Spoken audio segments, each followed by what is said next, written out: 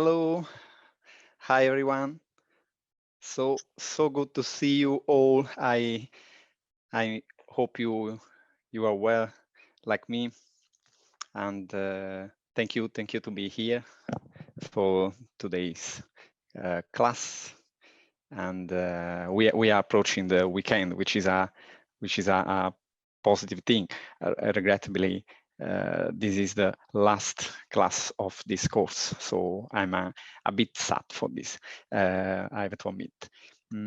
At the same time, I'm very excited because today's topic are of really crucial relevance for what everything we said so far, and for our next objective, which is to get a good high mark to for the assignment. And we will, for sure you will, especially if you follow this class until the end. This is the secret to get the highest mark. So welcome. Yes, Giuseppe, Olushola, and Shreya. So happy to see you. Thank you. Good to see you. Okay, yes, I hope you are well. Giuseppe, how are you? Shreya and Olushola. So let's start with our content, and we have the same arrangement essentially. So today class, let me share with you the screen.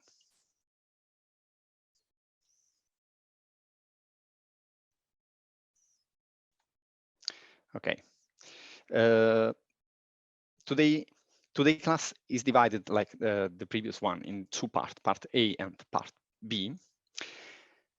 In part A, we start talking about something that reconnect to what we discussed in the previous classes, which is HR operating model. This is a cornerstone of our job as a HR, and this is of extremely importance for your assignment. And this is important to understand the current dynamic in the HR sector, and once again to highlight what strategic human resource management stands for, and how do we interpret this, and especially how today's business landscape require us to design our HR operating model. We will see what an HR operating model is, and how do we interpret the design, how do we design, how do we manage an HR operating model within the current business landscape. Then we discuss about COVID, a topic that yes, highlighted, and that it is of fundamental importance, especially because you are about, in your report, you are about to reconfigure the human resource department within a given organization. And this for sure will require to deal not only with the trend already occurred in the business landscape, but with the situation that now is pushing the human resource department to act accordingly to a particular need. So we will stress particularly the return stage, contextualizing the COVID-19 issues to the current situation. We are hopefully at the end of this tunnel, and so it's time to think about how do we be back to work. Then we will move to part B. What is a report? How do we write a report? And the assignment, the specific requirement of the assignment. How do we approach the specific requirement of the assignment in order to succeed? Right. I will also share with you at this time, I won't fail, don't worry, the previous content. So I prepared already everything. So at the end of the lesson, at the end of the class, I'll be able to share with you the link of the full material 1, 2, and 3 class. We will have Q&A session roughly around 9:45, 10 minutes, and a break of 5-10 minutes according to you. And then we will start at 10 until 10:45, and then after we will discuss in our Q&A session about the treated topic. So let's move quickly toward this very engaging and of extremely significant, important for our work as a human resource manager, the HR operating model. So what do we need for HR operating model? The HR operating model is also known as the HR structure, the HR delivery model, so HR architecture, HR systems, they are all synonymous of the HR operating model. So essentially is the organizational structure of the HR domain, is the way the HR function is designed, and is the way in which the HR design the function of the HR domain within the organization. To understand the human resource operating model topic, it is important redo the same path that we did for strategic human resource management, which is to have a quick look at the evolution of the human resource management from operational to strategical. So when we look back at, let's say, 30 years ago, maybe even more, we have a HR function that are essentially of control nature, personal department, and the next evolution have been to serve staff, but still at the operational level. Then we noticed that the human resource management evolved, and rather than to be simply accomplish simply operational tasks and control tasks, it started to become of relevance for the business in terms of attracting people and managing talent. Next step of the HR, what we see today. Today, HR is a support activity for the business in order to directly participate in the successful execution of the business strategy and the obtain the goals that the business identified through its strategy. So today, evolution of the human resource management and the human resource design within the organization is simply a business-driven activity. So we can define HR as a fully business-driven activity, is an activity that is strategically and directly connect with the business strategy. In order to talk about HR operating model, we cannot do less than highlight the work of Dave Ulrich, which is considered the father of the human resource management. So this guy, a couple of decades ago, wrote a famous book called Human Resource Champions. So what he did is that through this book, he proposed a differentiation of HR activities based on the nature of the HR activities. As you know, there is HR is a so vast field that it doesn't exist one universal definition of human resource and human resource management. There are countless of definitions, and these reflect the complexity and the vastity of human resource domain. So, of course, these reflect also in totally different nature of role within the human resource function. This diversity has been highlighted over the year from exactly from when we stepped out from the simply control function of human resource to the strategic function of human resource. So what is the Ulrich HR operating model? Is a model that highlights three different sessions, 3 different components of the HR operating model or HR system, we can call it as we like.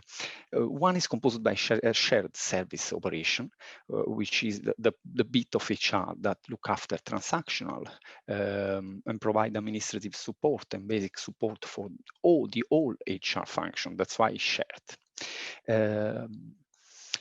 The business partners, this component of the human resource or operating system is made up by, let's say, key HR professionals that work closely with the business leaders or line manager, and usually they are embedded in the business unit. And what do? They influence the HR strategy and the implementation of this strategy. The third component of this model is the centers of expertise. Usually is made up by small teams of HR experts. They have specialist knowledge in one or another branch of HR.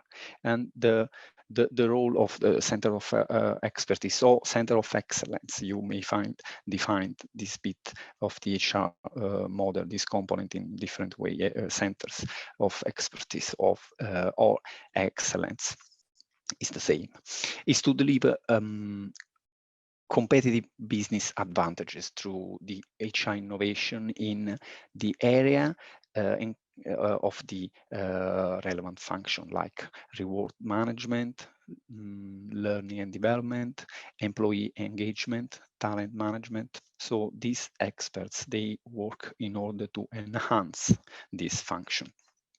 And they have specific knowledge of each specific function they look after. The funny thing is that Ulrich essentially never invented this model, but he simply observed what was going on in the reality of the business, and then he translated this model in this book. And this book has become like when we call product, like the name of the brand, for instance, Hoover or Sellotape or K-Way, and this became the HR Ulrich model. So it was almost by coincidence. And we can say that in the last 2 decades, this model, which I invite you to be familiar with, is the absolutely most implemented one within organization. Data say apparently at least 50% of organizations that have human resource department, they implement somehow the rich operating model. In order to get closer to our scope in talking about the human resource model, let's see how this model performed during these 2 decades. Is this model still working? Is currently something that we can still consider to implement in an organization? Or, 20 years old is still that probably we have to put back, it should step down from its dominant role in human resource management domain? Question mark. The reality today is that this model, this three box model, is not only still working, but is still acting as a solid basis upon which we may build our human resource management model. But what it emerged is that there is a big gap within organization between the formulation and the execution of this model. And one of the main reasons of this gap is related to the HR business partner's role. There is a sort of unreadiness for this role. You can see around there are lots of adverts requiring human resource business partner. Nevertheless, human resource business partner role requires a different level of thinking than the usual human resource management approach, and is essentially a role that deals with complexity and a high degree of ambiguity, which is inherently embedded within the role. Therefore, what we can say today about the rich model is that we still consider that an effective human resource operational transactional model is the minimum prerequisite to build a strategic HR function. And there is this point to address in terms of talent within the HR pool concerning the human resource business partner roles and what they currently do. They are hired to be human resource business partner, but the reality is that they feel and they are still too connected with the transaction, with operation, something that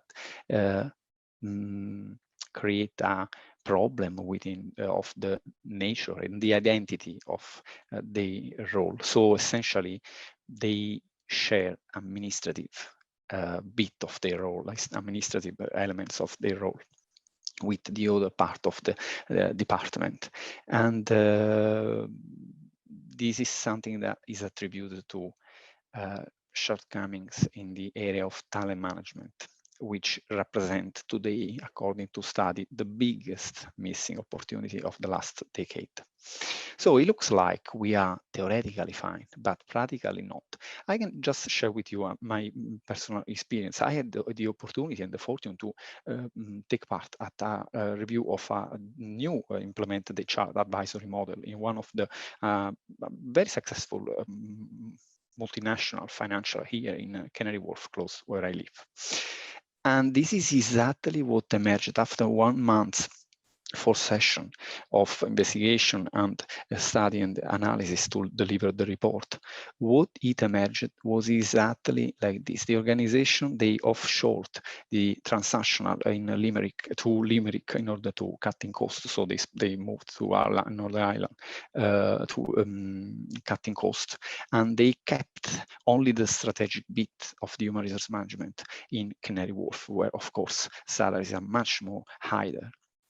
And human resource management, human resource business partner, they all stated the same, that they were still linked to the operational. So essentially, they couldn't give the concrete support in order to translate the business strategy in human resource strategy.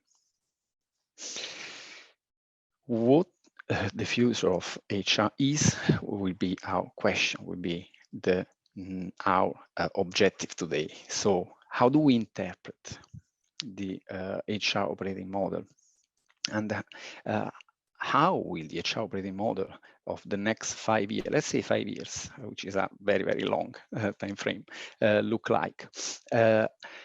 How is the business landscape urging us to design the HR operating model, HR function, generally speaking? So we want to address this point. Also, we have this objective in our assignment. So we are 2 times interested in this topic.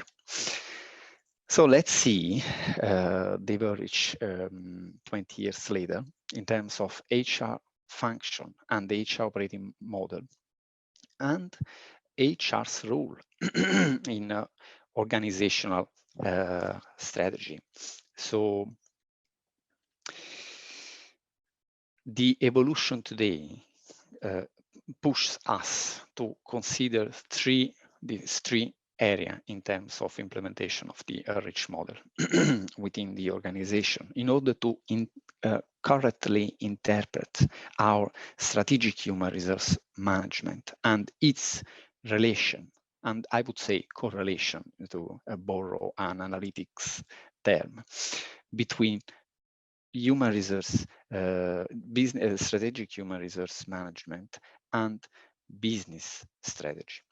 So the first bit is to absolutely considering that the evolution of the HR department suggests us to frame in a new perspective the HR department within the organization, which is like the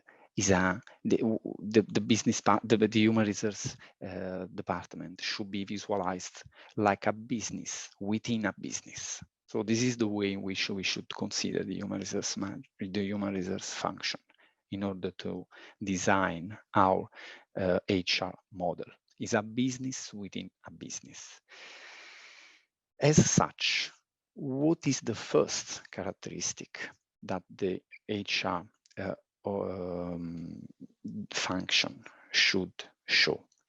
The HR organization should be structured in a way that reflects the structure of the business. So this is the first point. This is the first bit we have to consider. Then we should review what strategic human resource management means within the organization in the next 5 years.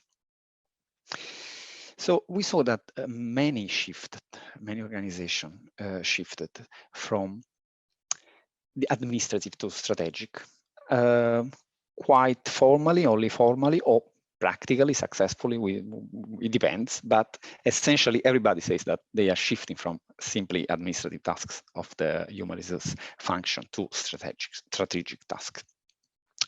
The effort accomplished today, so far, is by grouping the HR functions, like we saw in the within the rich model, in order to deliver both effective administrative and strategic tasks.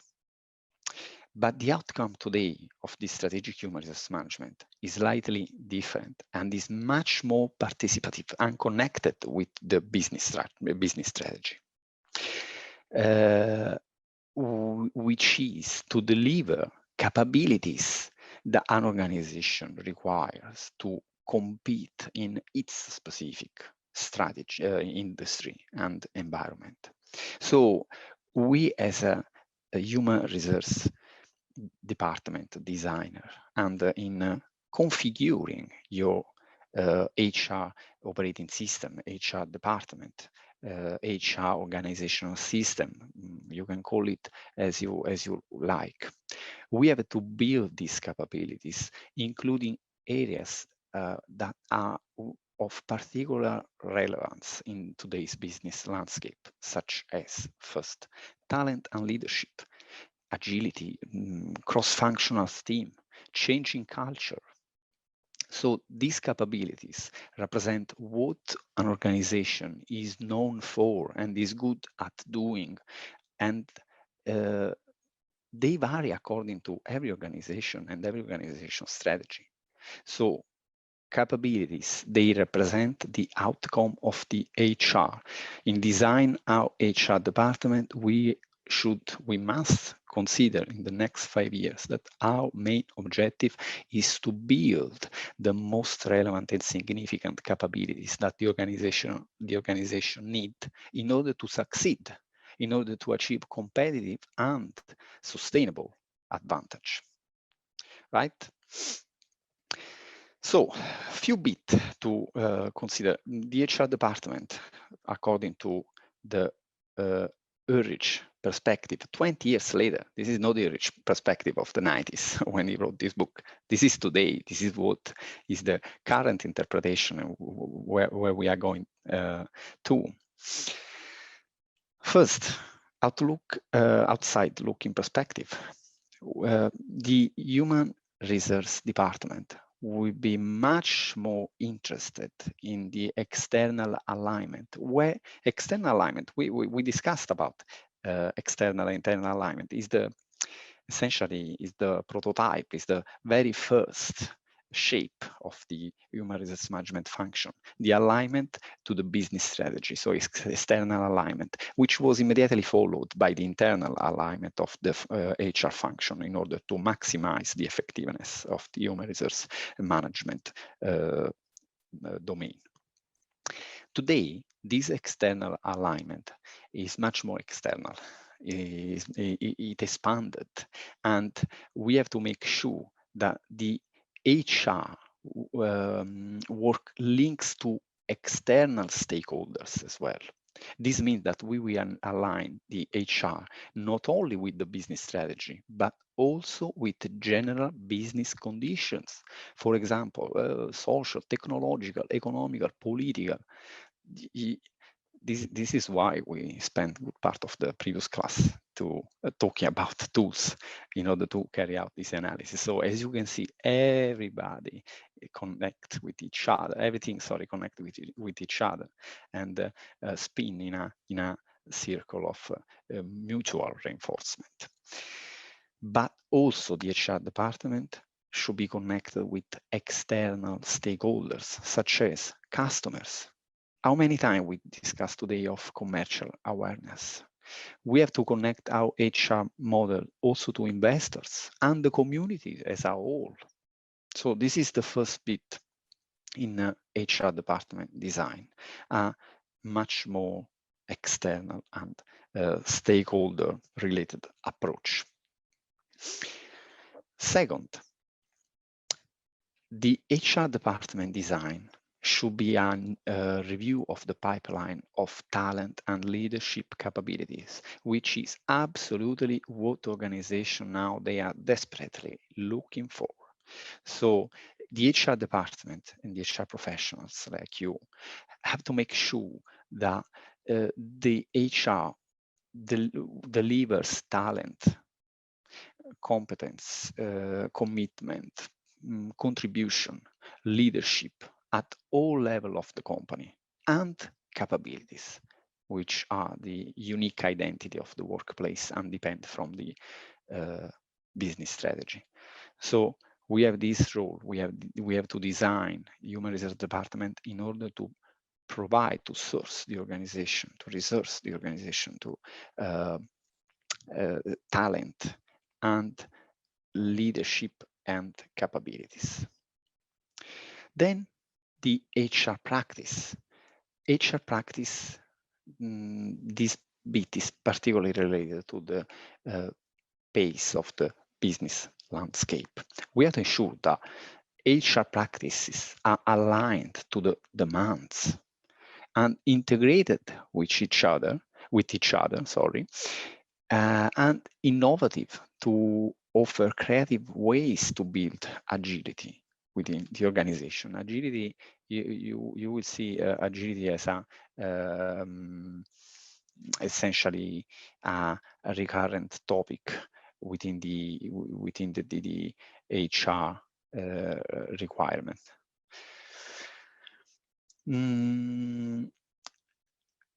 That's it. This is relevant as this is the next step of the rich model interpretation and principle that should inform you as HR professionals in design your human resource function within the organization.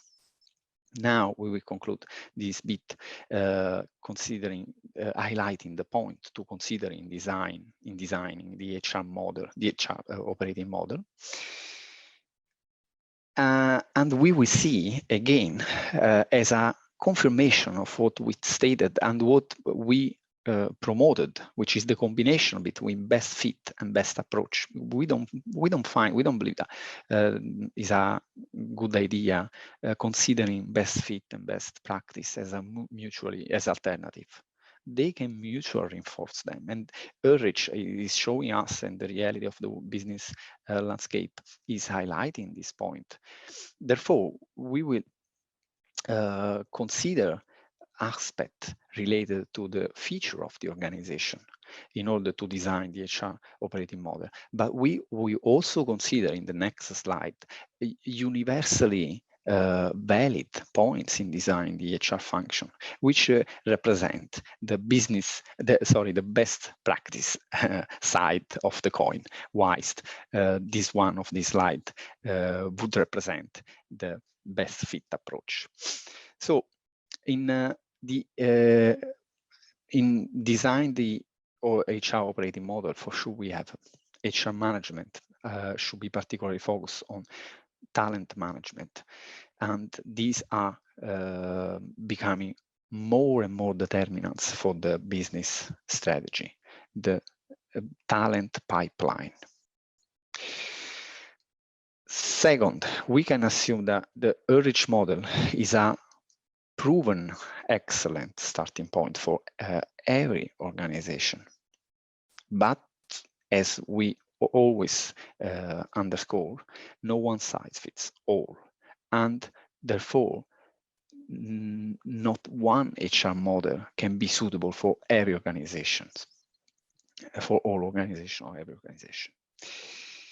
Third, the HR organization and the HR structure, they should be structured in a way that the HR model reflect the business and the demand. So the external side of the business, commercial awareness, and it should be based upon the organizational strategy, and therefore the organizational structure of HR should reflect the business strategy and the requirements of its stakeholders as well. So we don't stop at the business strategy. This is the evolution. We look outside. We are proactively design our function in order to fulfill the requirements of our key stakeholders. And this is the bit I kind of anticipated. I gave you a preview. The universally valid point in designing the human resource function.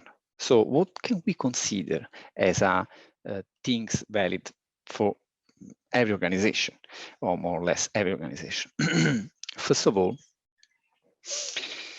is that HR analytics and metrics, they are disrupting the HR domain, and particularly predictive analytics. So we have to consider this bit, especially because what HR professionals and HR organizational designer are doing now in order to, they want to create this,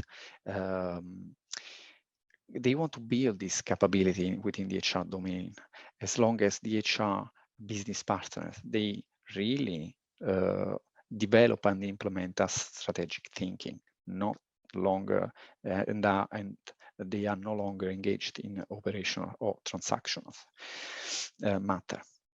And the technology and HR analytics, human resource management, as we said, as we saw in the previous classes, becoming of fundamental importance to do so.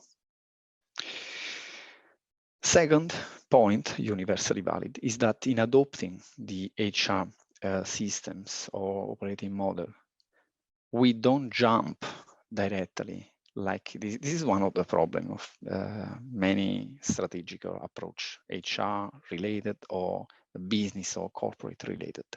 When people design their strategy, when people design their structure, when people are called to think strategically, they go straight forward. They put their hands straight forward on the topic. So when you will design your HR department, for instance, during your assignment, we won't jump directly at the HR function, but we will start by looking at the organization as a whole and its environment, its stakeholders. We will ask important question before we start to design our HR department. And the question we have to ask us or our stakeholders, which are, I don't know, the board of directors, the executive director, the CEO, the COO, we have to ask, does the organization have a clear business strategy? Is the organization structured and equipped to deliver that strategy? Question like, do we have a clear HR strategy following the answer of the previous question. A strategy that is aligned with the organization strategy. Is our strategy replicating the business structure? We saw that we have to mirror the strategy. We have to be aligned. Remembering, also recalling the 7S model, for instance, in order to be our HR function effective within the business strategy domain. And question like, what capabilities do we need within HR in order to fulfill the goals and objectives of our business strategy? How can we use technology, for instance, to improve our processes and our client experience? Because we are client and stakeholders focused now.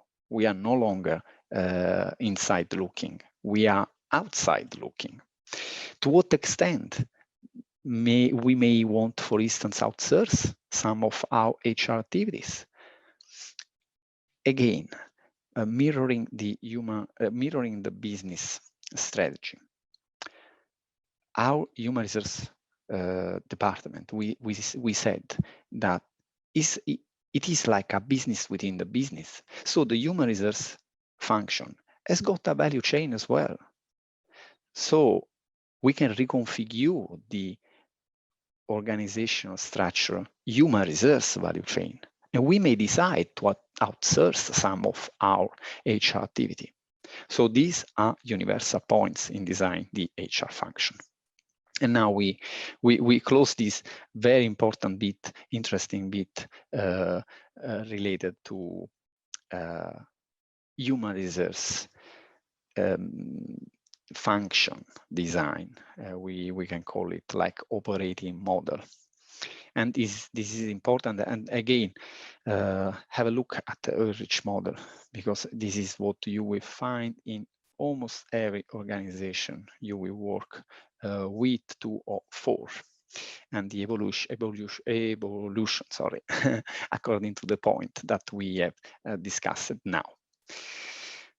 Now, let's talk about COVID, and thanks to Jesser again to having put forward this topic, so we can definitely include it within our strategic human resource management discussion, because this is a extremely relevant topic today, and especially for what concern the return to the workplace. How do we plan? And this is human resource, this is pure human resource planning, which is still a relevant topic for your assignment, and it would be for sure a relevant topic for you as a human resource professional.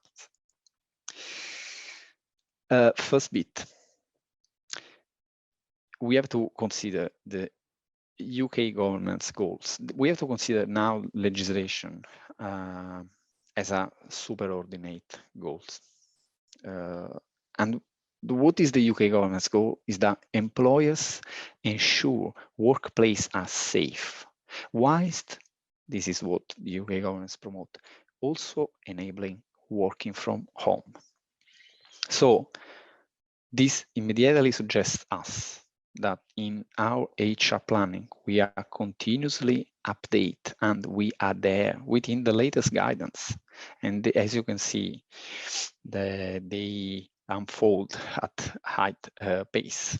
So this is a proper function. We may even, we should identify someone and allocating responsibilities in this term. Planning the return to work in the safest way. So we have to redesign, reconfigure our HR planning in order to fulfill this. And offer flexibility. For sure, this is a topic of extreme relevance. What the key factors in bringing people back are?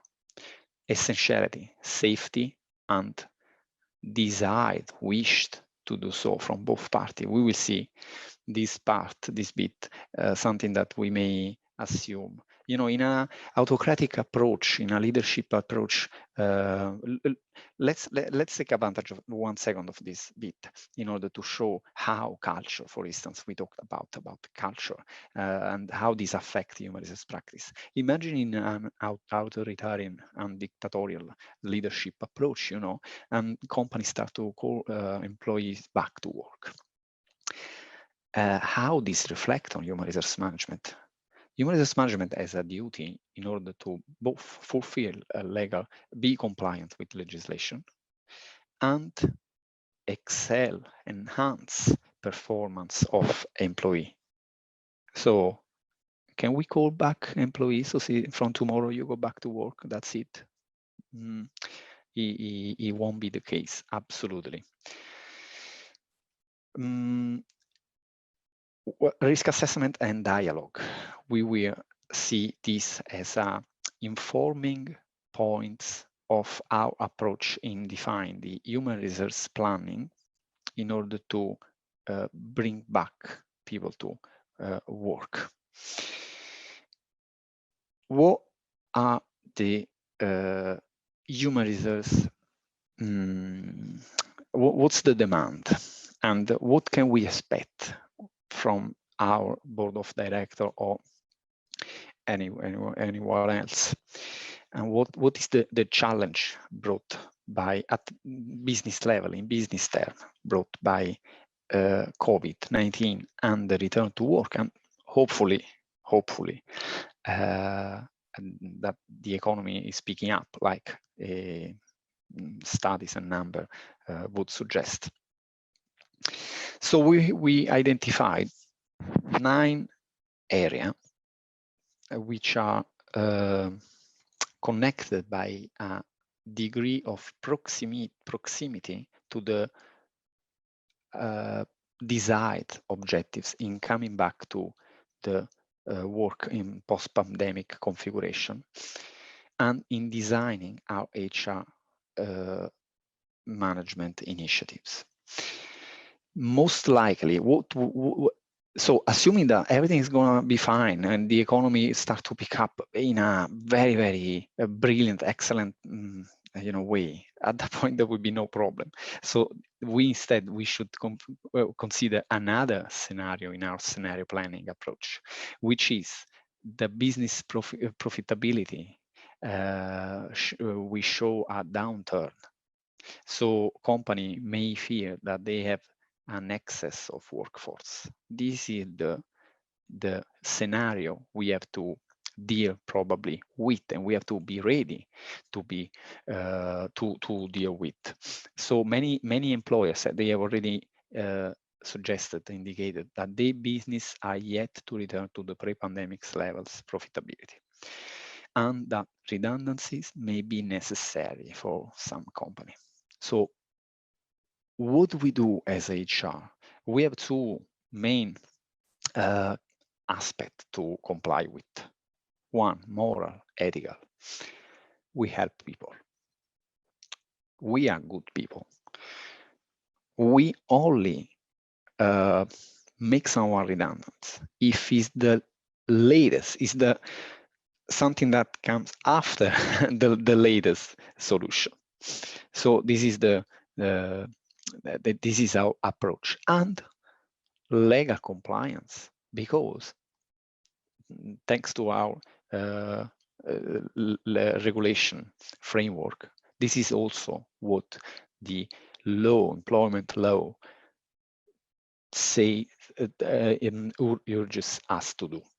We cannot okay, we have surplus of employees, let's make them redundant. No, it doesn't work like this.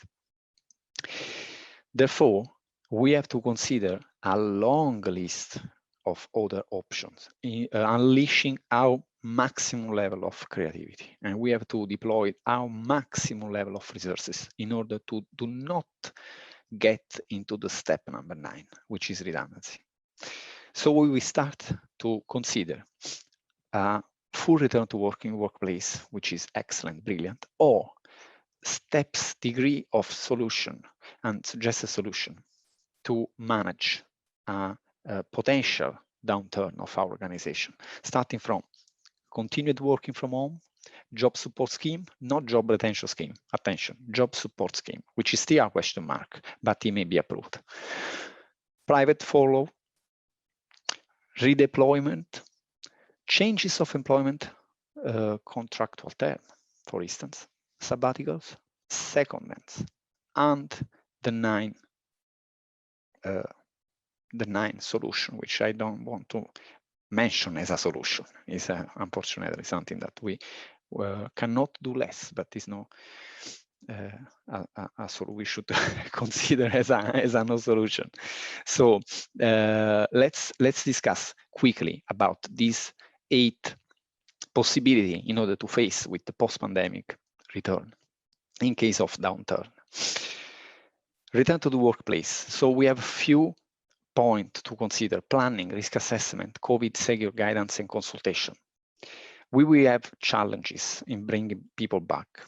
And we have 3, especially 3 categories of challenges we must be ready to deal with, which is vulnerable workers and other vulnerable workers. We have to consider that there are government guidances for clinically extremely vulnerable people, the CEV, and they are legally protected. And with the raising of infection rates and restriction in place, it is required shielding them, and the government reintroduces essentially the shielding guidance, which are available for information. So we can download it from the government website. And the employers in this case should have undertake individual risk assessment in advance. Where in advance?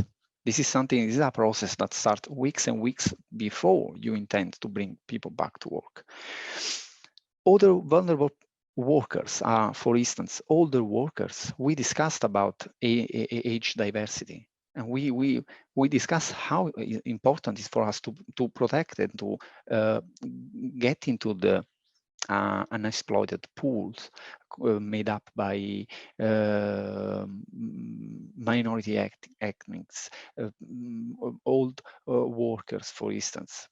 So we have this other category of vulnerable workers, and for instance, those are pregnant, or as we said, older workers, to show them the opportunity of flexible arrangement like continued home working, unpaid time off, annual leave, for instance.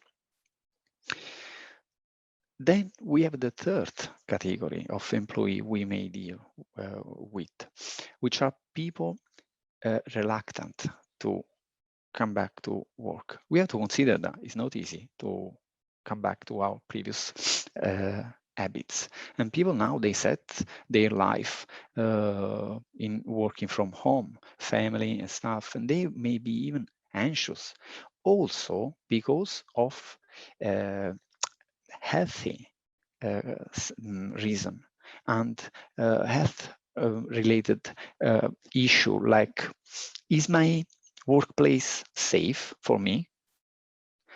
And these are questions that we have to consider when we ask employee coming back, and employees are hesitant to do so. So we should seek, first of all, we should understand at the individual level the reason why the employee is reluctant to attend, and we have to identify this issue, and we have to address this issue. We need to implement an open dialogue and reassurance about the safety measures that we have, we must, and we implemented within our workplace. And any further adjustment that can be, tailoring personal needs. Again, we can use employee assistance programs or access to the occupational health advisor in order to support us the return to work of employee. And failing in doing so is not only a moral issue, but this may lead to automatically unfair dismissal of employee according to the Employment Rights Act 1996. So employee can refuse to come back to job if they feel to be subjected to a detriment, and the employer cannot refuse. They cannot not to recognize this willing if the employee is reasonable for the employee to believe that there is a serious or an imminent danger. For instance, if we didn't implement, if we don't reassure them, if we don't show them that our workplace is safe. The second bit, where we are not able to bring people back and we have to continue working from home, there are two main aspects we have to consider. Working time, health and safety related aspects, salary and GDPR. About the working time, first of all, there may be another situation that continuing working from home is not a need, strictly speaking, of the organization, but is a wish because the organization found out accidentally that working from home is more productive, save costs, for instance. So we have to consider legal factor and practical factors impacting on working from home. The time must be more flexible over working hours, but at the same time, the regulation is the same. So the working time regulation in the 1998 is still applied to who works from home. Health and safety. Employers have the responsibility for employees' mental and physical well-being. Also by working from home. So risk assessment of the work environment for people working from home. Salary expenses, company may be interested in saying, oh, look, yeah, now you don't travel anymore. Let me cut your salary or let me remove your bonuses and stuff.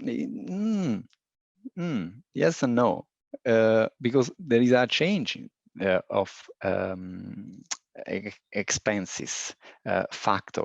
For instance, people don't travel anymore, but they are probably using more the heating at home, so the bills may have increased as a result of working from home. Data protection, compliance with data protection. This is one other aspect that you as a human resource management manager should consider, especially in monitoring employees. You know that now we can see what employees the technology allows us by working from home to monitor an employee at a countless level, and we need to comply with GDPR rule in order to monitor work from home and devices and everything else. And we should remind about home security and confidential information. About practical impact, we have to deal with isolation and stress. For example, dialogue, asking employee how remote working is suiting them, and maintaining a sense of belonging. We don't forget that flexible work has been identified as one of the main reasons of lack of career opportunities, because people simply disappear physically from the organization. They are forgotten. And we, as a human resource management, we have to deal with this, not avoiding that people working from home are penalized because they physically disappear and it looks like they lose connection. This is one of the main issue affecting people working from home, especially when not everybody works from home. So there is a sort of classification. Again, as a practical factor, we have to probably improve our IT capabilities, because in working remotely, people experience a lot of issues. We have to be ready. It's different from have a workplace where we have our IT maybe even physically present within the workplace. So the third possible solution to company downturn, we have to monitoring the legislation. There is a job support scheme that was approved, and this should be the sequel of the job retention schemes in order to allow employee to reduce the working hour, not to make people redundant, but splitting the cost of the reduction among three parties themselves, the employee and the government. And we have to monitor it because this may be probably reintroduced after, because the job retention schemes comes to an end in September 2021. Of course, these are all information, valid to the moment, at the moment, but we don't know, there may be changes. And we have to closely monitoring every possible alternative we can exploit. And the job support scheme may be a valid alternative. And this essentially means that the employer would have to pay employees the normal contractual wage, but according to that division. So everybody carries a bit of the weight of the supplement, which is apparently 1/3 employee, 1/3 employer, and 1/3 the government, subject to a cap, of course. Another tool we may introduce is the private furlough. Okay, this is a bit controversial because the private furlough, it's really a tricky point, and it's difficult to implement it, especially because if it concerns more than 20 employees, these required procedures, and the negotiation of a new furlough contract is something that probably will be suitable for large organization, very structured organization, when the retention schemes come to an end, if the job support scheme is now reintroduced. Essentially, in doing so, we have to consider the general rule of an employment contract. So this is not something we can do automatically, and the employer cannot deny work to the employee and reduce their pay unilaterally. It is rare for employment contracts to contain flexible clauses in that sense. And employers, in doing so, in introducing the private furlough, they have to found the privately they furlough, and this is an alternative to redundancy. Essentially, employers should address the extent to which staff can work elsewhere during any private furlough period, for instance. Employees, they may need another work because the salary is no longer sufficient to cope with the expenses. But again, this is something that we can consider. Another measure we can introduce is the redeployment. So we can relocate people geographically and especially and the task's point of view. This may be a good move, but let's pay attention to some tricky aspect. Legal risks. Redeployment essentially means moving an employee from one role to another. The new rule can be of totally different nature or location or seniority level, for instance.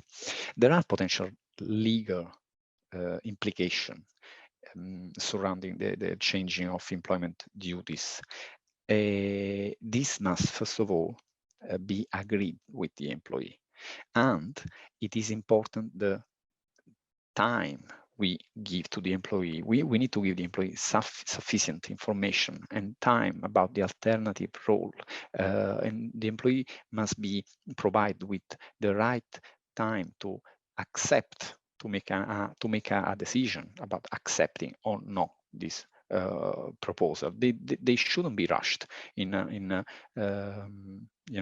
deadline, proximate deadline to say this is your new role. You have 3 days to accept. This would be neither compliant with law, but especially best practice. And the introduction of this measure can also bring another issue, which is about the number of staff involved. Because this may, for instance, require an introduction of a redeployment policy, for instance. Other aspect we may consider in redeploying people is when and why the employee may be redeployed. The employees' redeployment rights if they accept or reject the alternative role. And these are, of course, all implications together with, pay attention, as you see, all the topic we treated so far are related to each other. What happens to the visa and sponsorship issues? We don't forget the right to work is closely linked to the quality of job, skilled and unskilled job.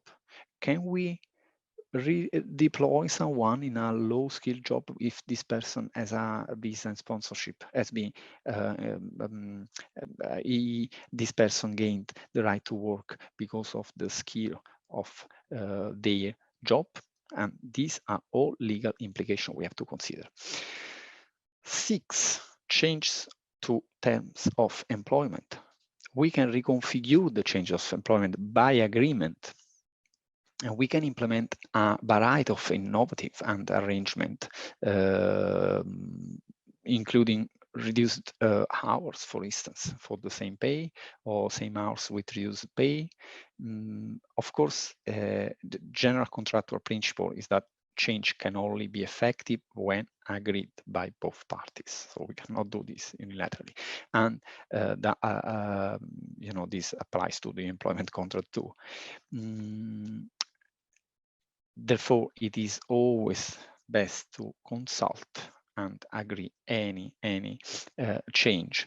The potential alternative to the previous arrangement in order to deal with that potential downturn are reducing working weeks, for instance, minimum hours of 0 hours contract. So 0 hour contracts, but with a minimum threshold. Right, so they are assured that they can plan. Don't forget, the majority of people, they work at essentially unskilled and less paid job.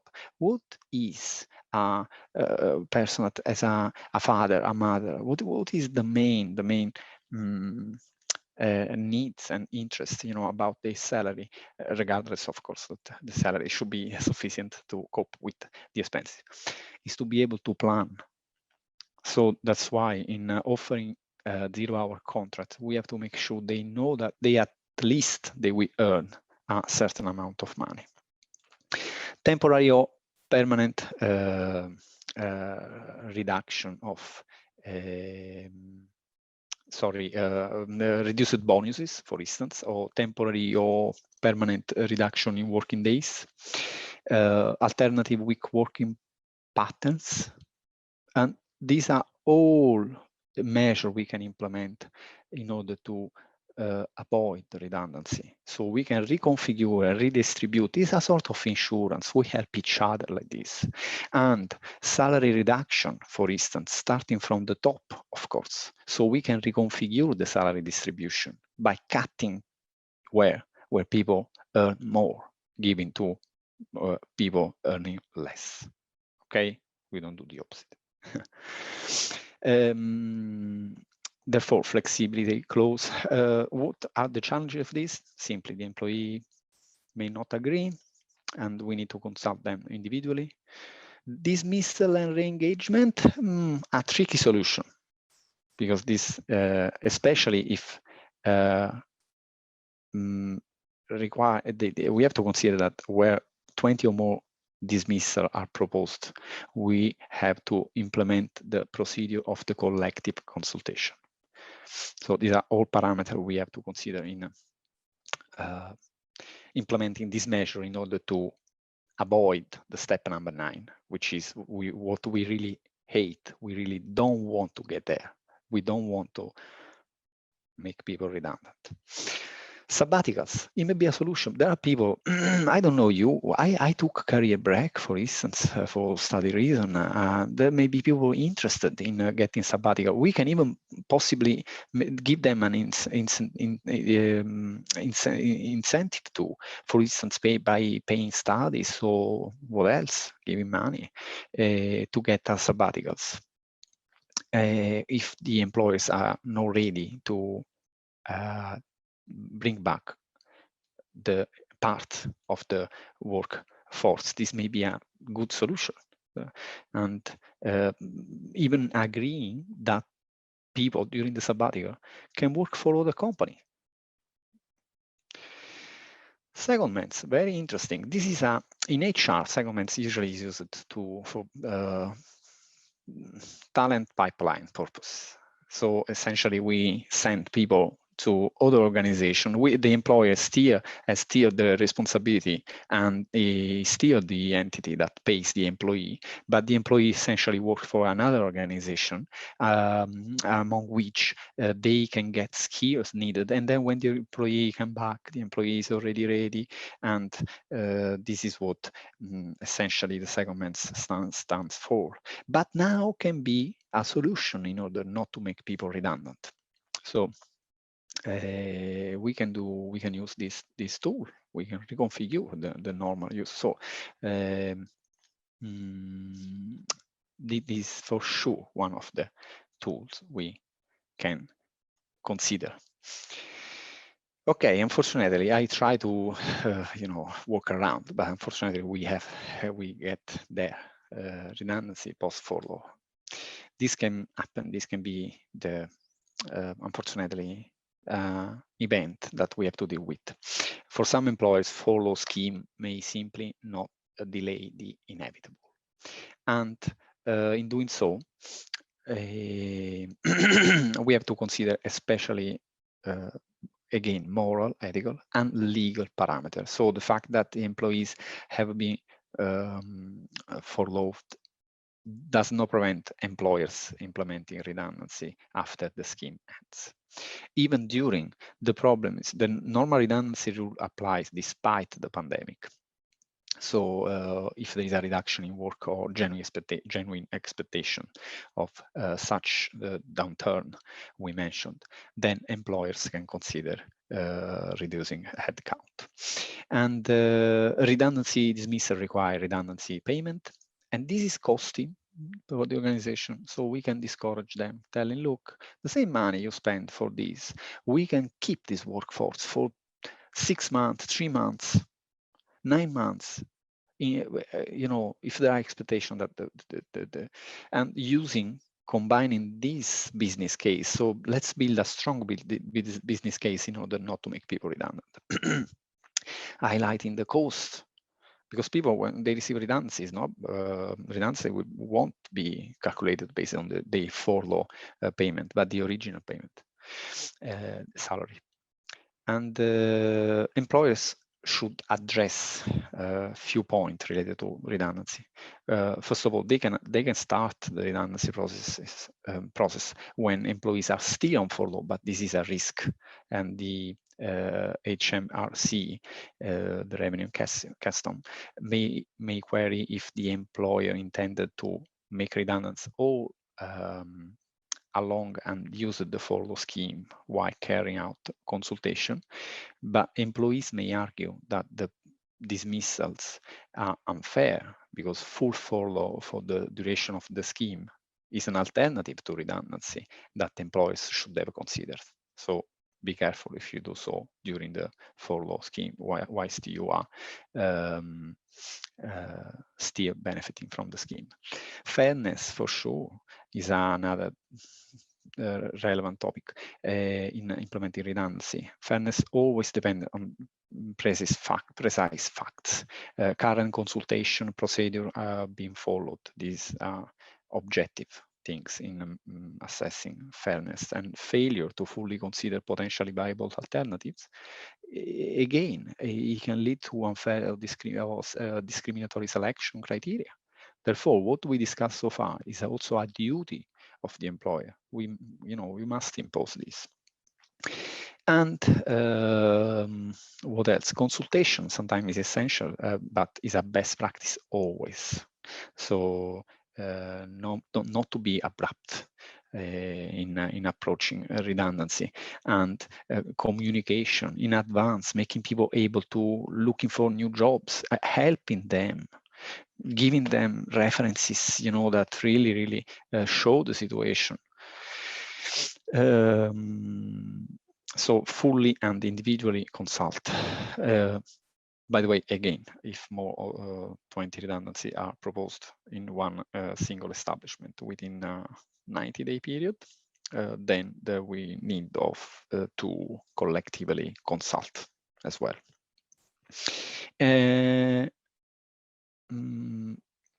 So the last point I would like to highlight is the employee well-being. When we make people redundant, we not only affect people made redundant, but we also affect people survived, to the redundancy. So we can raise the moral, reassuring people. Employers can provide external counseling, for instance, professional medical help, support helpline, and a lot of measure in order to, we have to consider that the employer's future success substantially depends upon the way we manage redundancy. So the retained staff, how do they react to the redundancy? Because they will be the one that will drive the company to the success. So communication is critical, essentially. And employers should acknowledge the departure and, where possible, provide reassurance that no further redundancy are planned. Because if we leave our employee, there is nothing more detrimental, guys, than leaving our employee with a question mark on, on top of the heads.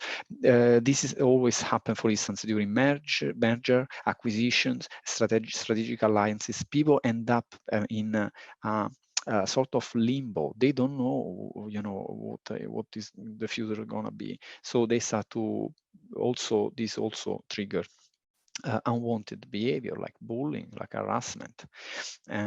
We have a moral and business-based responsibility of be transparent and provide reassurance with no 1 minute delay about, for instance, in this case, that no further redundancies are planned. So let's make people safe. Okay. Highlights. There are a few points before we stop. We are a bit late, but I think we can manage to get into the time frame scheduled. Highlights about what we discussed so far before we start to discuss about part B, the auto-writing report and assignment review. Strategic human resource management, we don't forget, a multi-layered approach based on this new interpretation of the external alignment. So we will bring in all key stakeholders in our strategic human resource management. We don't forget the use of technique combined, where possible, use of techniques in order to analyze the organizational environment, both external and internal. Demographic trend, multi-generational and diverse workforce. This is a key. We are going to predictably go to a shortage of skills, and we will be asked as a human resource management to build these skills internally and to be able to attract people. We have an enormous, huge pools of talent out there. Minority ethnics out of job, people with long career gap, returning workers, so-called, older people that they apply for retirement when they can easily still working. We have a huge pool of talent out there, and we saw how to get there to attract them. HR planning.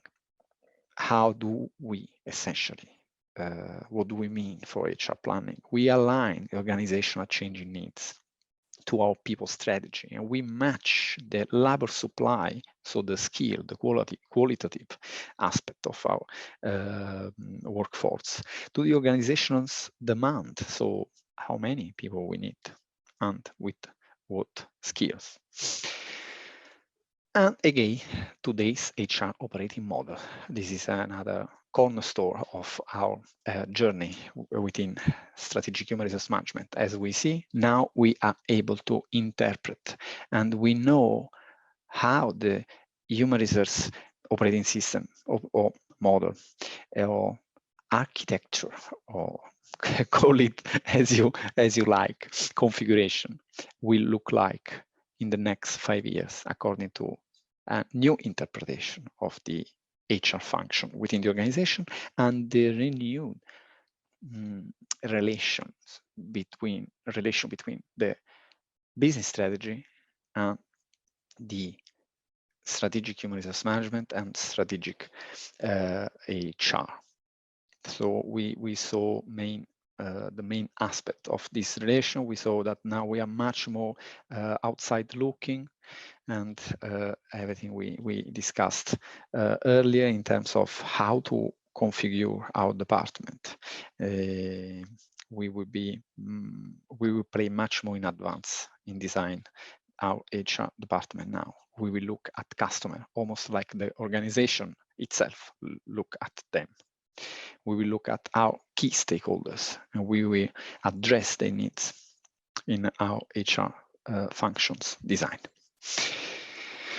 Okay, before we go toward part B, are you still there? Okay, good to see you again. I would say we are a bit late, but we can, and plus this topic, I think I hope you found it interesting. And please, should we go for a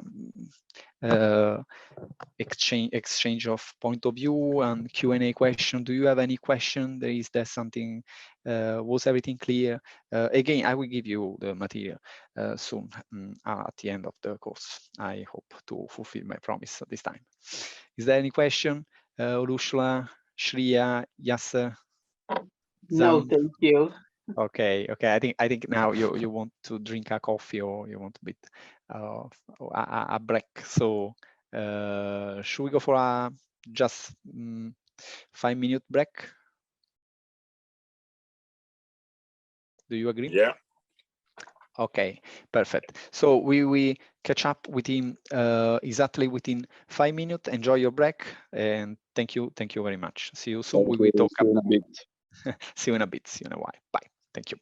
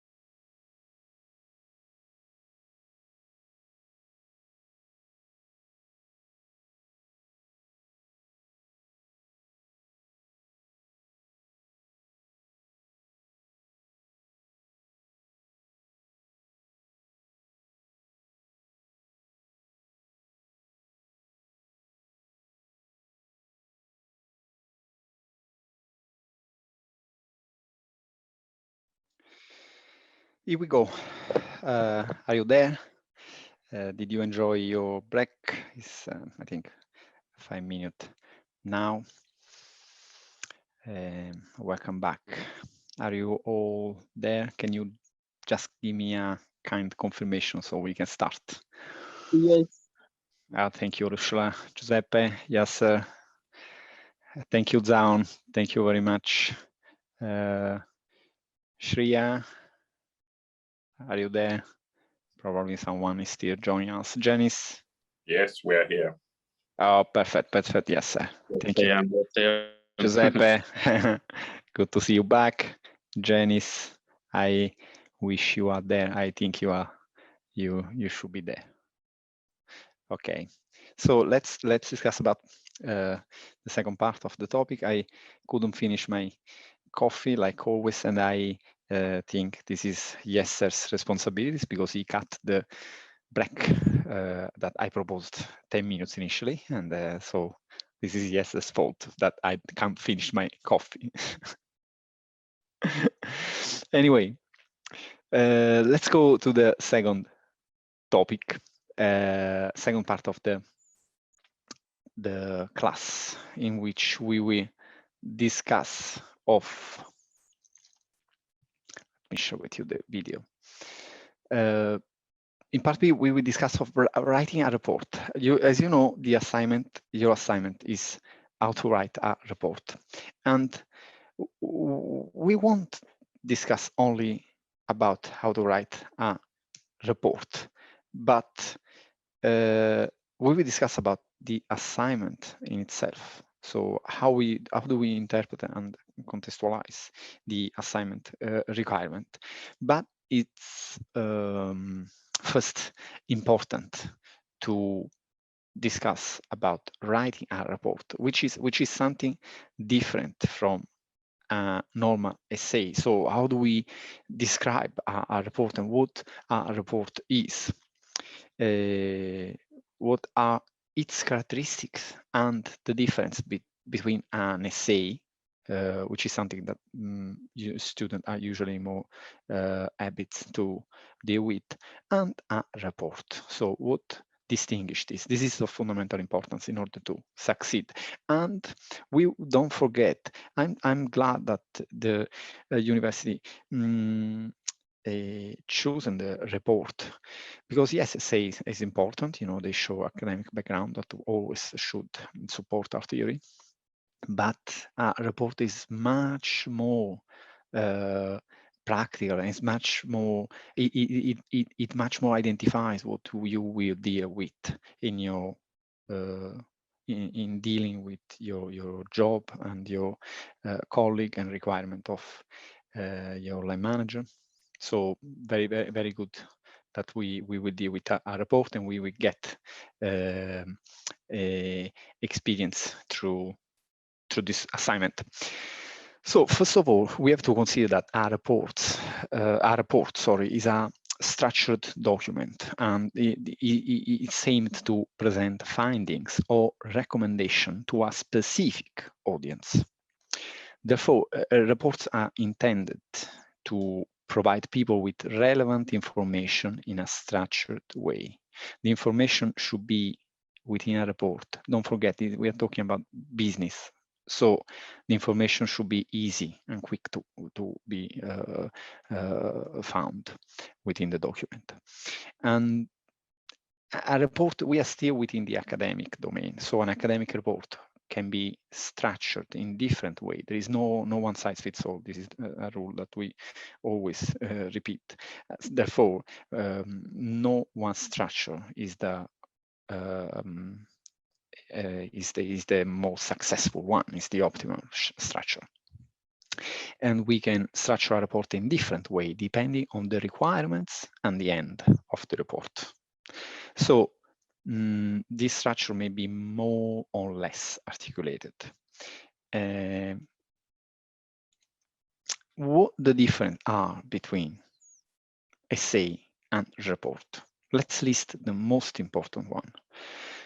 An essay is idea-based, whilst a report is an informative document and is factually adherent, is fact-based. This is extremely important. This is probably the main characteristic. Essay and report, they may be similar, even identical, but usually the essay structure is less rigid. Instead, the report is more formally structured.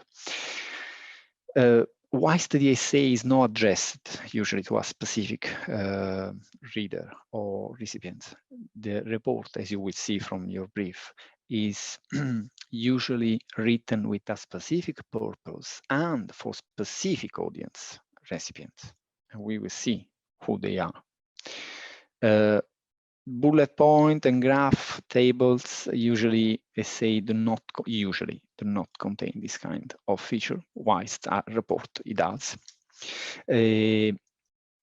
Express conclusion about question is the aim of an essay, whilst offer recommendation, practical recommendation for action to be taken is the aim of a report.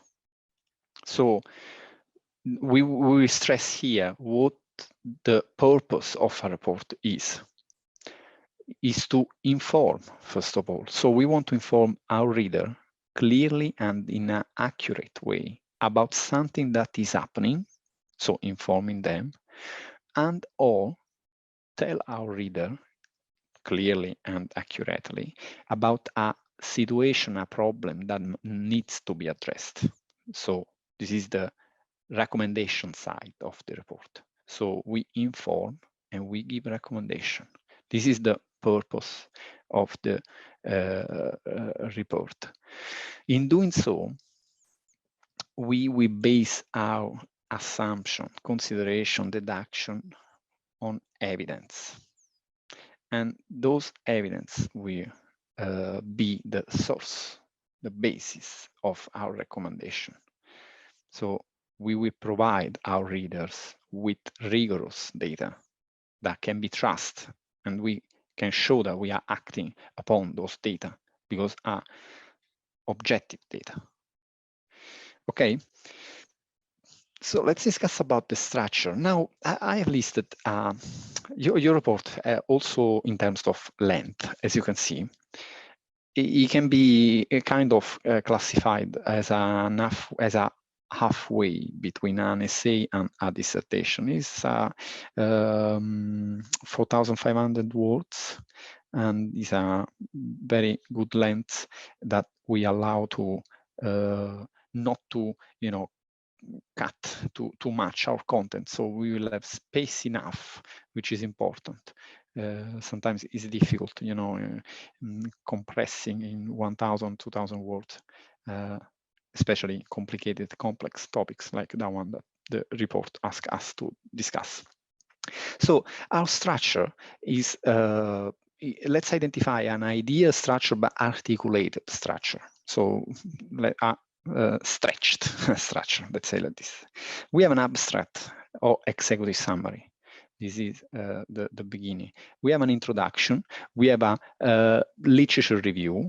We have methods. We have data and findings. We have discussion. We have limitation. We have conclusion and recommendation.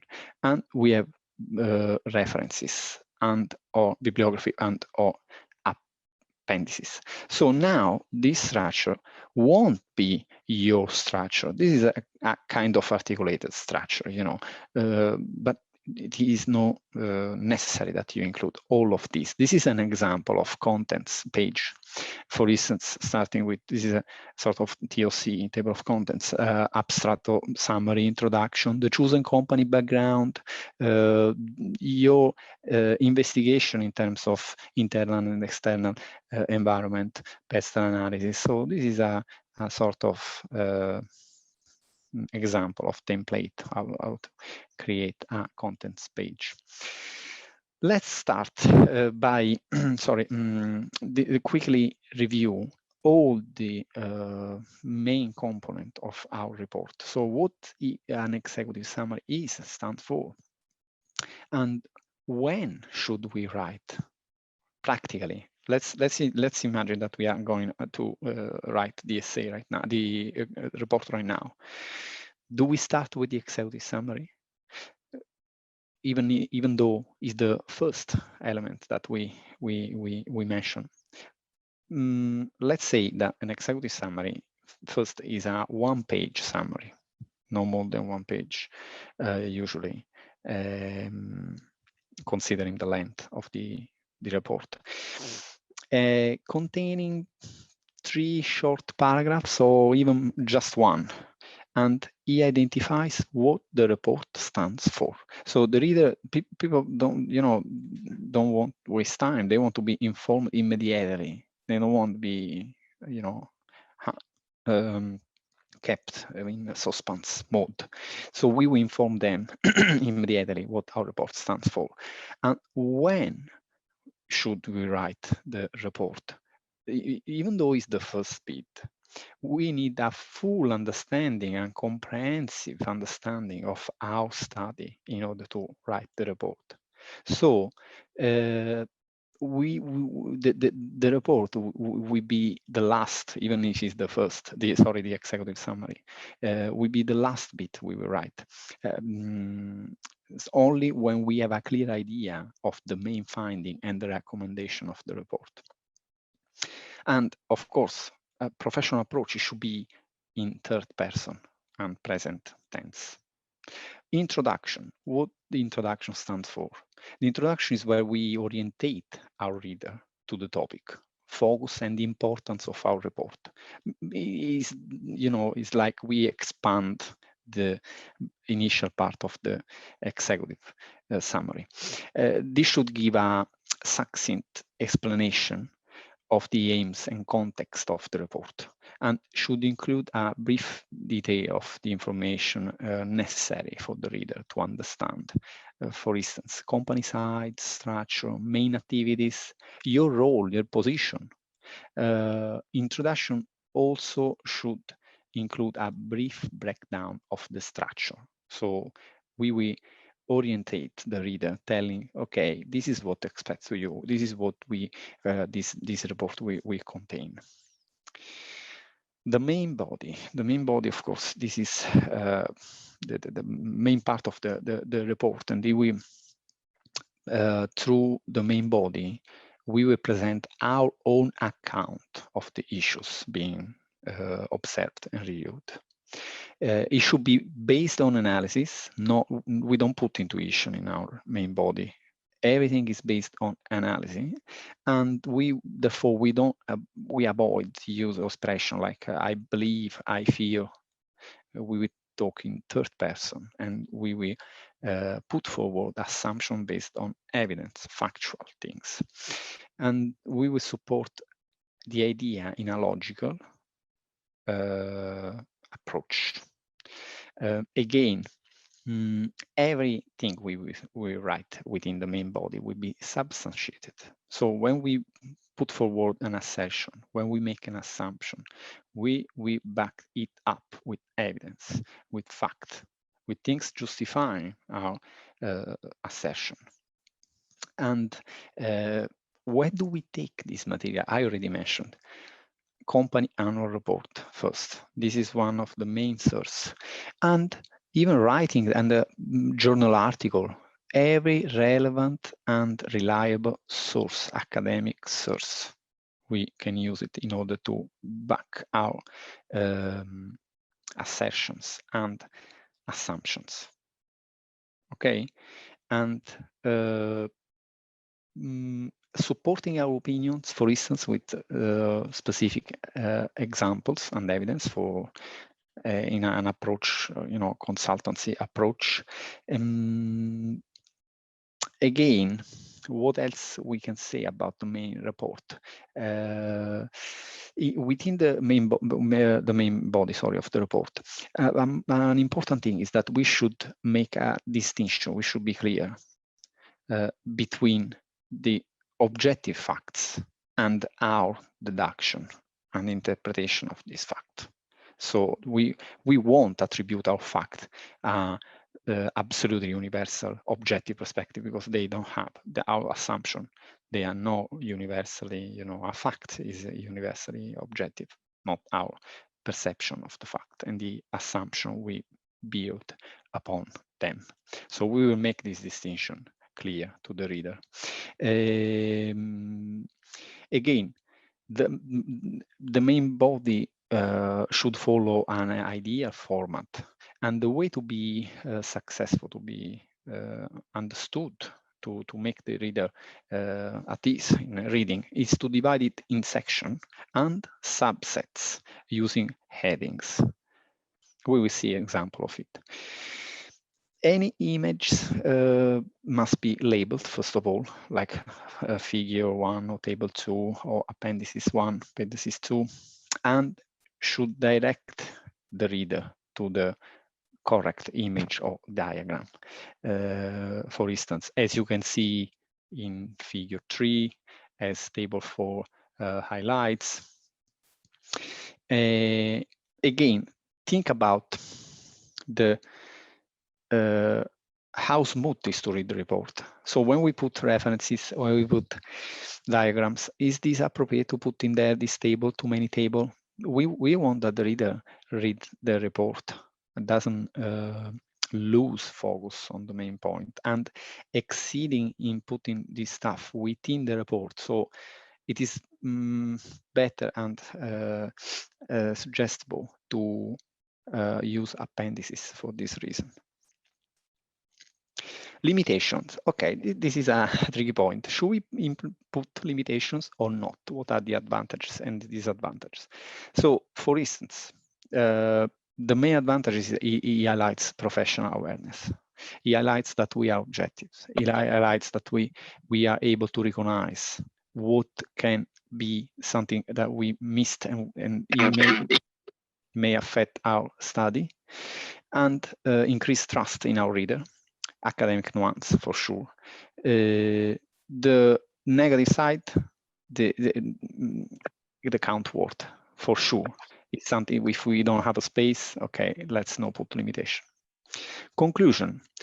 Conclusion is where we sum up the general inference, the assumption we made, deduction we have reached. For instance, we conclude that the employee engagement is affected by the style of manager or things like that. We don't confuse the conclusion with the result sections. The conclusion is where we essentially we draw together the threads and of the discussion, and to make a discussion on the overall comments of our main body. And it's sometimes useful that we we present our conclusion using a bullet point, for instance, that they are very often used in a report. So conclusion, categorize them under bullet point, maybe a good way of illustrate the conclusion.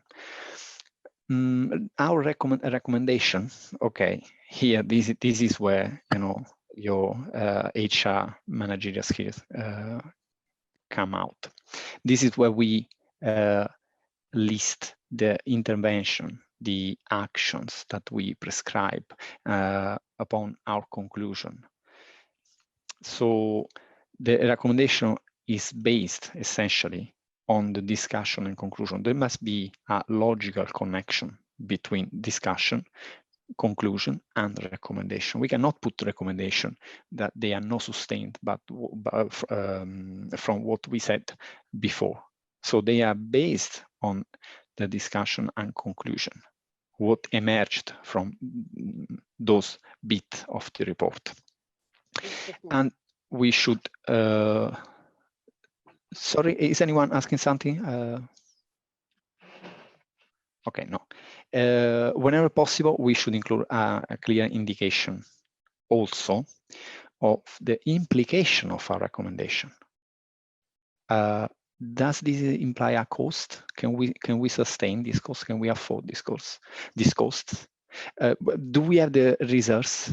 Because we may draw recommendation that they are clearly suggested by the evidence, but we also have to advise our stakeholders that we may probably do not have, or we may probably need of resource and or investment that we don't know if they are available or they are within the intention of our stakeholders to deploy. References, okay. References is the strongest probably academic feature of our report, and we must be we must pay attention to the sentence disruption, as we mentioned. So we would like to avoid these two phenomena: either too many references that disrupt the sentence and the reader cannot proceed in a logical way, and we don't want to put 10, 15 references at the end of a long, very long, discussion, and the reader doesn't know which author refer our assertion, and so we must consider this fact and this aspect. So this other phenomenon is the one of unlinked references. Appendices, source of important information, and they keep clean the main body. So the appendices is where we place all the additional information, and they are very, very relevant. Despite, there is this, there is always this question mark. Will I be assessed for the appendices? I think in our report is very important. We based our decision, our recommendation, conclusion, everything on fact, and appendices is a good opportunity to show that our deduction are based on evidence. Some tips for a successful report: we must focus on the assignment task. Read, reread. Don't rush. We don't go straight forward. We don't take the pen or the keyboard and we start writing. Reading more time the brief, even if it's brief, even if it's a short brief. The more we read the brief, the more we introduce the brief. It's like it should act as a hardware of our task. And reading the assignment, address each single question and requirement. We can even put them and address them singularly, ungrouping them. Is a good way. For instance, I've done this many times. Illustrate the structure. The more the reader is informed, the more the reader knows what the report will say, and the more the reader can predict the journey, the more the journey is pleasant for the reader. Recommendation must be based assumption, whatever we say, on strong evidence and analysis. Now we have the power to back up our assertion with powerful, reliable, and universally recognized tools. Writing clear, writing in a clear way, especially for not English British native like myself.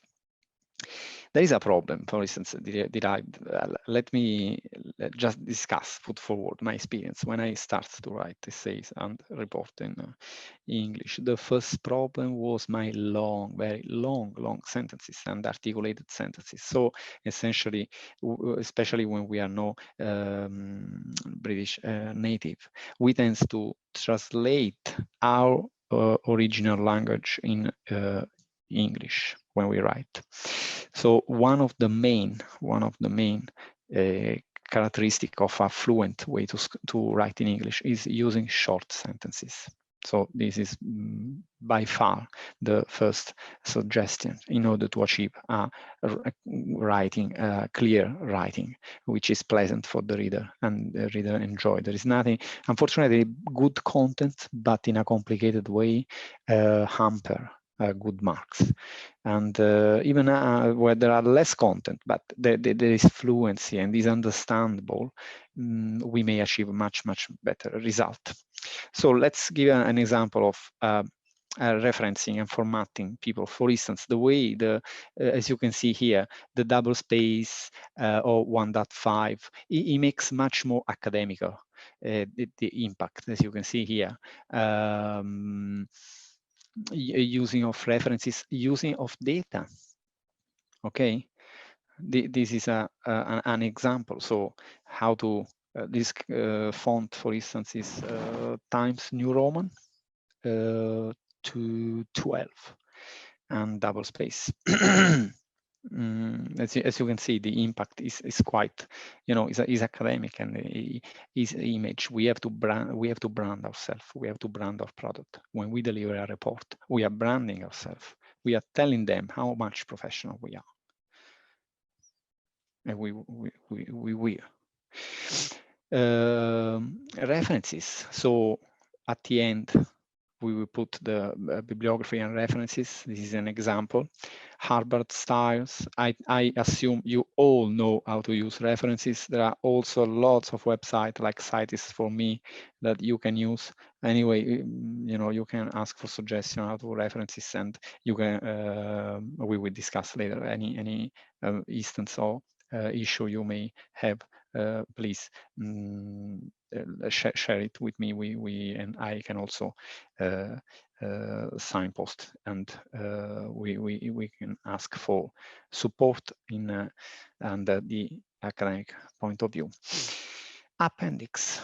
This is an example of an appendix. You see a relevant source of information, and when we base our report on this kind of information, our reader feels much more reassured, and we give them strong impression of professionalism. So the use of appendix is important, and the source of this information. So Statista, Garnet, Wells, there are many sites and many information available.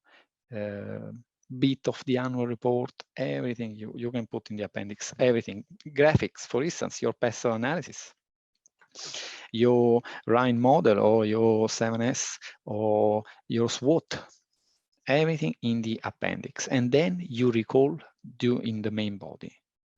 Okay, so you don't create disruption, and you can make it nicely, the graphic and everything else, in order to be pleasant to be read. Let's go to the assignment in itself. So what this assignment asks us to do? The thing we stress is that we should absolutely read and reread. This is the suggestion I give you. Read many times the brief, because this is important. We introduce, we metabolize, and we put ourselves in the shoes of this newly appointed human resource manager of a successful UK business. So as you can see, everything we discussed early, you will find it now useful in order to deal with this beautiful, challenging, extremely formative task that for sure you will take this experience with you, and you will never forget how to write a report, which will be something frequently asked you to do as a human resource manager in your brilliant career.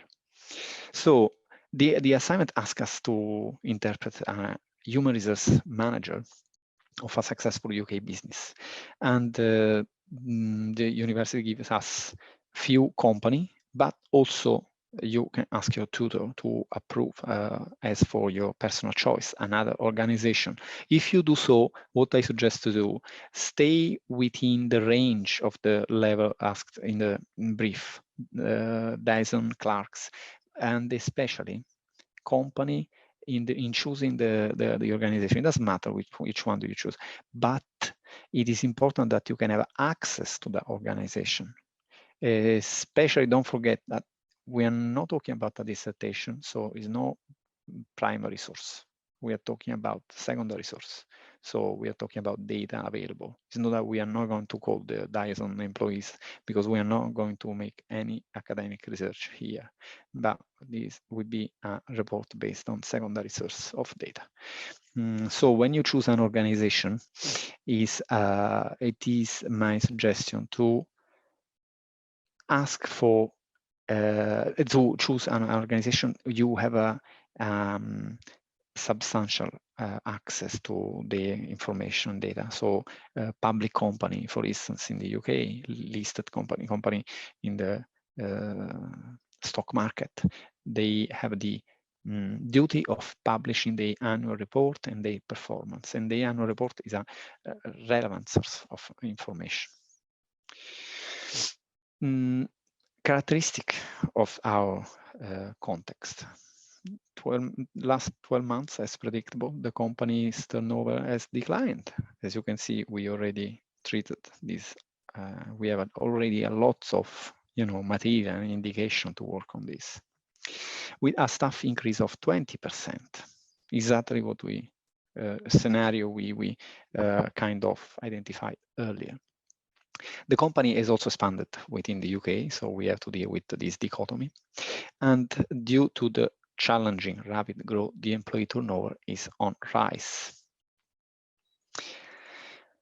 Now, the brief asks us, as the human resource manager, you have to immediate restructure and redesign the HR department.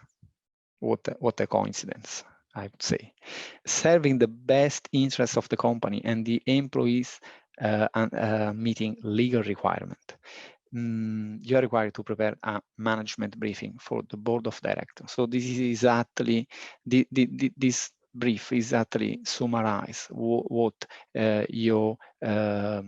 we discussed so far. So every single minute we spend together is totally invested in a good way in order to deal with this task, because there is everything we discuss in these three beautiful, and I can't stop to thank you, classes.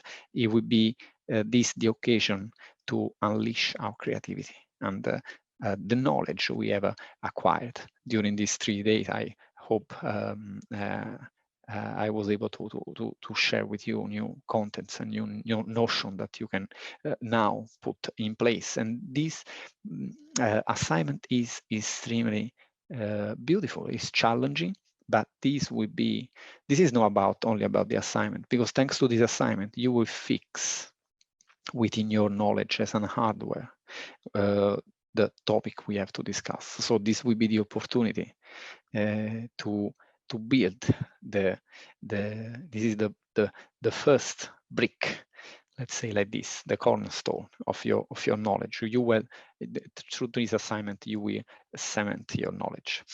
You technically, your briefing will be a report, so we discuss about what the report stands for, and it will contain 2 parts. Part A and Part B. The report will be 4,500 words, excluding table of content, diagrams, and appendices and references. Every doubt you have, you can ask me, and you can ask to you. Of course, you have a tutor to refer to. Taking consideration the references not included, another one in the main body, those are included in the word counted. Those below the list of references. Harvard style citations required, and I assume that you all are informed about Harvard style, but anyway, there are many sources available to transform the reference in Harvard style, like Cite for Me or every other one. The list of references must be included. Details are important. When you include your list of reference, put it in alphabetical order, for instance. Now, the part A and part B. I would like to underscore the fact that you are going to restructure and redesign the human resource department. So please read again the assignment and the requirement of the assignment. So we are exactly talking about things we discussed, and we can do a brilliant, excellent job in interpreting this role.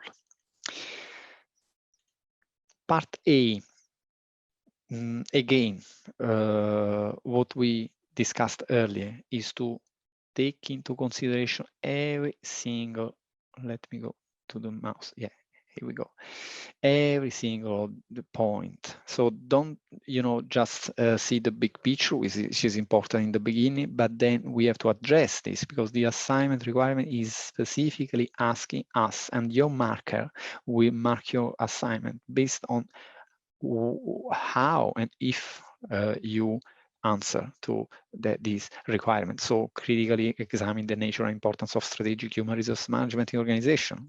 Now we can write this like academics now.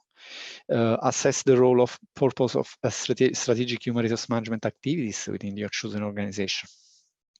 Evaluate how strategic human resource management is related to the other functional area of chosen organization, and analyze the business factors that should be considered in human resource planning. Wow. Determine human resource requirement in different organizational contexts. Develop a human resource plan for your chosen organization. Part B, apply a range of tools for analyzing. And now you have you have in your hand the most powerful analysis tool available. Critically evaluate how contemporary issues, and we discuss, we stress quite a lot about contemporary issues in the external environment, impact organization, and management of human resource. Critically evaluate legal and regulatory frameworks. Assess the impact of organizational strategy. So how do they how do they relate each other?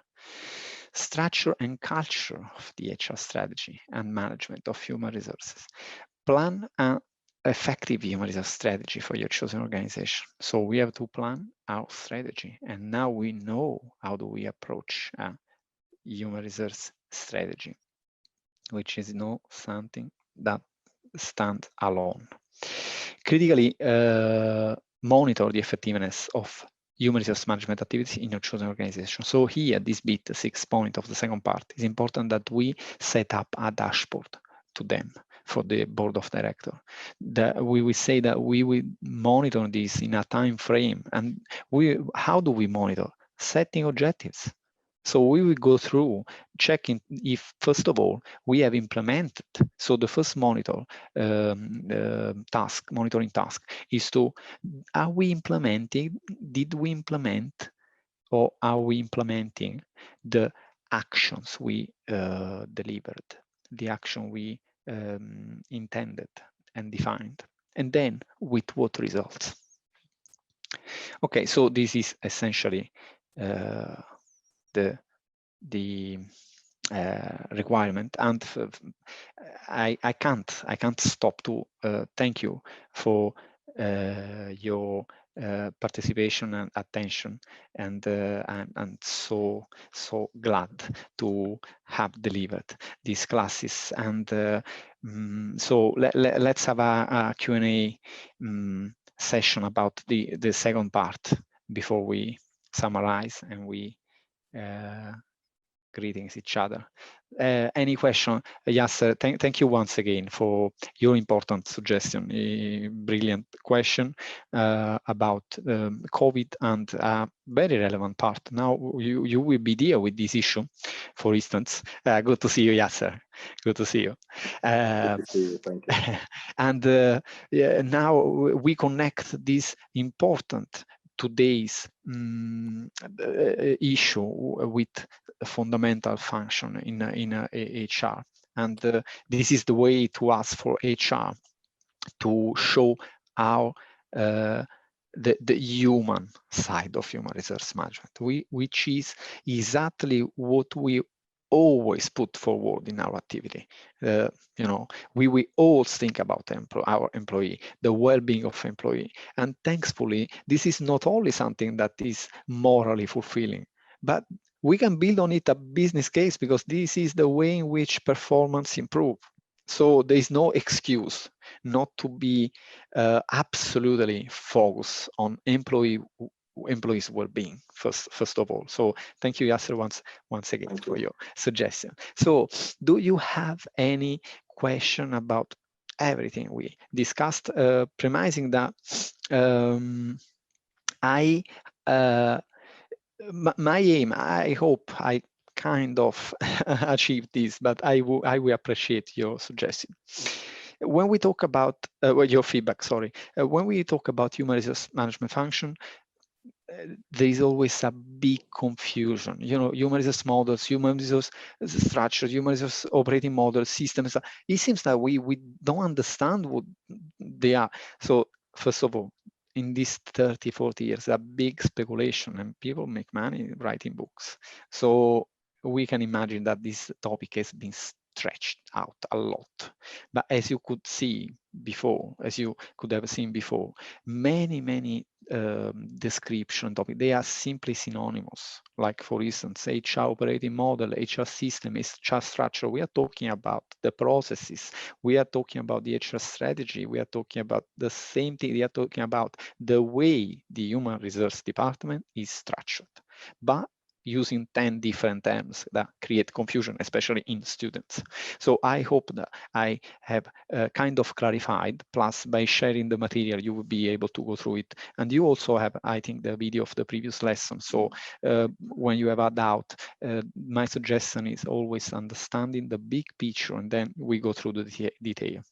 And I hope I have been able to deliver a kind of concrete sense of the HR function, how how HR is contextualized within the organization, and strategy, how the strategy relates with the business strategy, and the today's interpretation of the business strategy. So I hope I was able to deliver this message. And I will really welcome every feedback, especially constructive feedback, because I want to learn from you. So please share this with the university, and I will be more than happy to listen your feedback, negative or positive, or less positive or negative.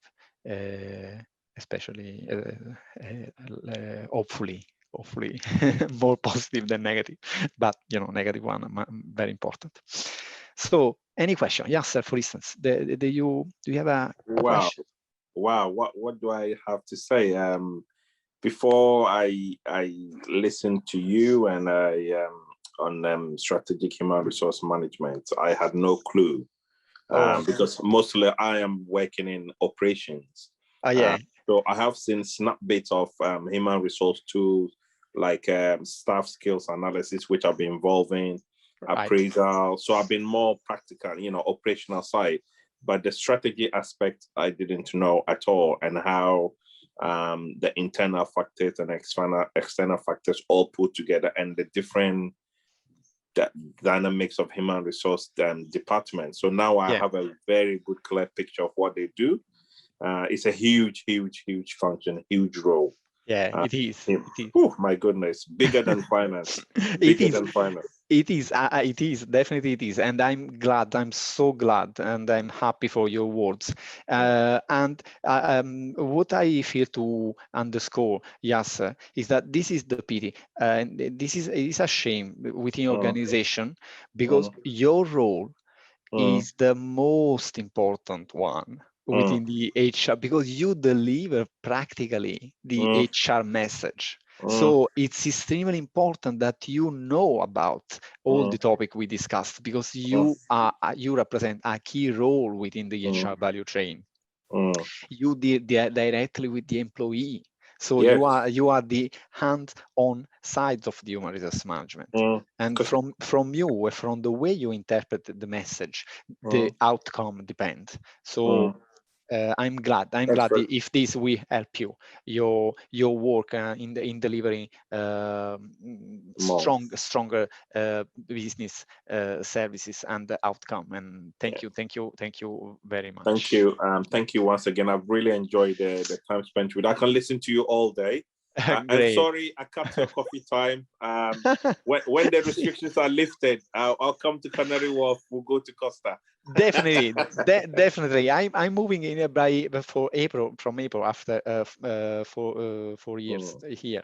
From April, we are moving toward Blackheath, which is in the southeast, the other side of here in Greenwich, the other side of the river. I will be extremely glad to be in touch with you and to enjoy a coffee soon when this will be lift up. Often I came to Birmingham very often because my pastor, she worked for a company, and often she's in Birmingham. She's got training and update in Birmingham, and I came in Birmingham very busy and growing city. Yeah, the Bull Ring, this small modern, very nice city that represent a very good big slice of the UK economy today. England economy, sorry, today. Yeah, thank you very much. Thanks to you, and good luck for your work, good luck for your assignment, for everything. Any other question, Ursula, Giuseppe, Shreya? I would love to listen from you, Janice and Zone. No question, thank you. I've really enjoyed the sessions anyway. It was a very nice session. Oh, great. And I've really been able to learn a lot. Great. Thank you very much. Great. This is so satisfying to me. Thank you very much. My objective is to share knowledge as you shared your knowledge with me, and you prompted me to deliver a message. So it is a indirect knowledge sharing. So thank you, Ursula. Giuseppe. Thank you very much. Thank you, Ursula. Thank you, Giuseppe. How are you doing? Really nice, really good. Oh, fine. Actually, talking about the things that are happening nowadays in our country, I mean, worldwide, more or less. Yeah. So, no, it was actually really amazing. Well done, really. Thank you so much. I just wanted to ask you the things the same of the last time. Where would I be able to find all the slides and also? Yeah, exactly. And also, you say you were gonna share the LinkedIn. Yeah. Your LinkedIn. Yeah, I will. My bad. I will immediately now. Hopefully not hopefully. I already checked, and I will be able to get the link from my OneDrive. There was a problem in the file that I was trying to upload, but now it's gonna be fine. It's gonna be fine, Giuseppe. Are you based in Italy, or I really would like to... are you? No, I live in London. Ah, perfect. In London, you too. No, I moved to London. Okay. Yeah. Great. Good luck for everything. Good luck for everything, Giuseppe. Thank you. You too. Thanks a lot.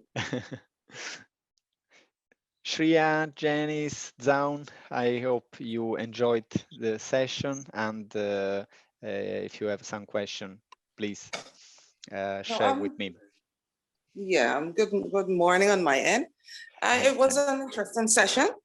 It was very informative, and I must thank you for your session. Thank you very much. Thank you for your patience and your time. I hope you all enjoyed, at least like me. I'm so glad. And let me share with you the material. Just 1 second. I will get back to you soon. 1 second.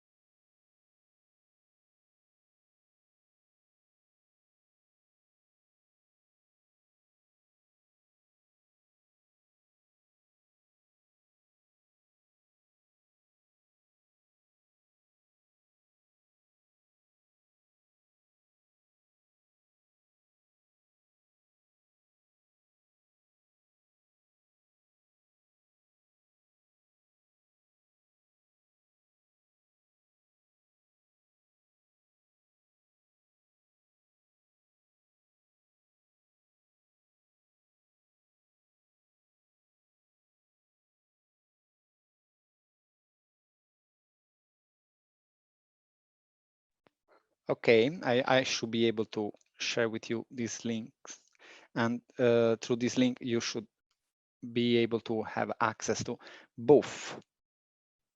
Oh, sorry, I send it only to Shreya, everyone.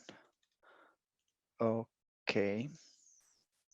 Can you see the link? You may try, and whilst you are trying to download, give me please a confirmation that it does work. I will try to get the other link. 1 second. Okay, for the last session. It's asking me to download Outlook Live. Just 1 second, I'll be back to you. Okay, no problem.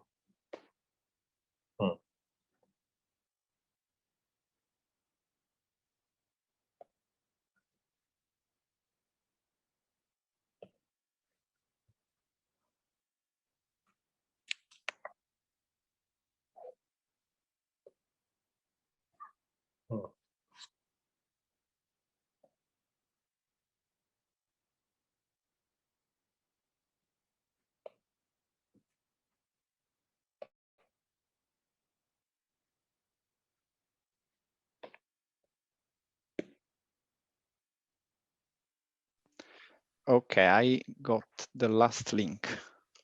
Let's see. Does this link works well? Is it? Yeah, let's see. Okay, can you download it? Can you all download the? Now something is happening. Yes. Okay. Yes, we got it now. Okay, I sent the last one, and just 1 second. Yeah, this is the second one I've been able to download. This is today.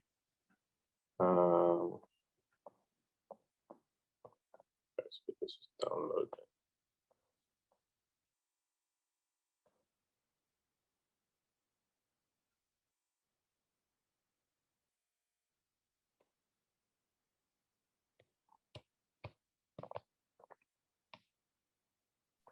Okay, and here's my LinkedIn account. So please, I would love to keep in touch with you and sharing any business topic you want to discuss about and human resource or strategic management related matter. Please feel free to contact me, and doing networking, which is extremely important. So did you get everything? Are you happy with this? Were you able to download? Yes, I've been able to download the thing. I'm gonna try and see if I can download the. Yes. Anyway, yes.